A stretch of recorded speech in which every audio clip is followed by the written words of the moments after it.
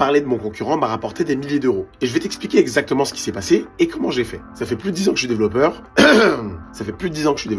J'ai commencé par une carrière de freelance et aujourd'hui je crée mes propres logiciels. Il y a 5 ans, j'ai lancé un très gros logiciel autour de la formation. C'était en novembre 2020 et il s'avère que 10 jours avant, Marketing Mania, un très grand youtubeur sur le sujet du marketing, avait lancé sa propre plateforme. Et ça, c'était très mauvais pour moi. Mais au lieu de voir que du négatif, je l'ai pris comme une opportunité. Une fois que notre lancement était fait et qu'on était stable, environ 3-4 mois plus tard, au mois de mars 2021, j'ai remarqué qu'en tapant le nom de mon concurrent, il n'apparaissait pas sur Google. Parmi les différentes stratégies que j'avais pour moi faire connaître ma solution, il y avait ce qu'on appelle le SEO, le fait d'optimiser son référencement sur Google, c'est-à-dire d'apparaître sur Google quand les gens tapent certains mots-clés. Et comme je voyais que lui n'apparaissait pas beaucoup sur son propre nom, j'ai décidé d'écrire un gros article qui donne un avis sur sa solution en ne parlant que de faits. À aucun moment je n'ai dénigré ce qu'il faisait, mais j'ai donné une comparaison très détaillée, en me permettant aussi de faire la pub de ma propre solution sur les points où je trouvais qu'on faisait mieux que lui. Là où certains se disent que parler de son concurrent pourrait faire de la pub à son concurrent, il faut se dire que quelqu'un qui a plus d'exposition que soi, parler de lui quand on est encore un petit acteur, a plus d'avantages que d'inconvénients. D'ailleurs, je suis pas le seul à utiliser cette technique. Beaucoup de youtubeurs font ça.